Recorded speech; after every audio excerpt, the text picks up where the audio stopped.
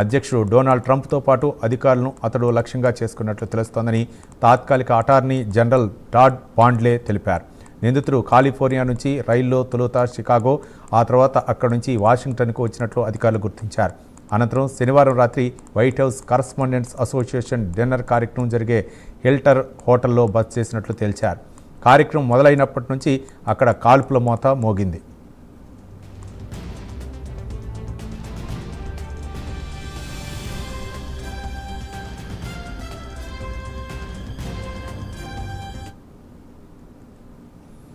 నిందితుడు బారికేడ్లను దాటుకుని బాల్ రూమ్లోకి వెళ్లేందుకు ప్రయత్నించగా సీక్రెట్ సర్వీస్ ఏజెంట్లు అడ్డుకున్నారు. ఈ క్రమంలోనే కాల్పులు జరిగాయని అధికారులు తెలిపారు. ఆ వెంటనే నిందితుడిని అదుపులోకి తీసుకున్నామన్నారు. అతన్ని లాస్ ఏంజల్స్లోని టారెల్స్ ప్రాంతానికి చెందిన కోలా టామోస్ అలెన్గా గుర్తించారు. నిందితుడి దగ్గర ఉన్న వస్తువులను అమెరికా అధికారులు పరిశీలించారు. అతడి ఎలక్ట్రానిక్ పరికరాలు ఉన్నట్లు గుర్తించారు. అతడి చేతి రాతలను సైతం అధికారులు పరిశీలించారు. విందులో పాల్గొన్న అధికారులను లక్ష్యంగా చేసుకుని కాల్పులు జరిపినట్లు అక్కడి అధికారులు గుర్తించారు. ట్రంప్ను లక్ష్యంగా చేసుకున్నట్లు కనిపిస్తోందని భావిస్తున్నారు. అతడి దగ్గర ఉన్న ఆయుధాలను 2 ఏళ్ల క్రిందట కొనుగోలు చేసినట్లు గుర్తించారు.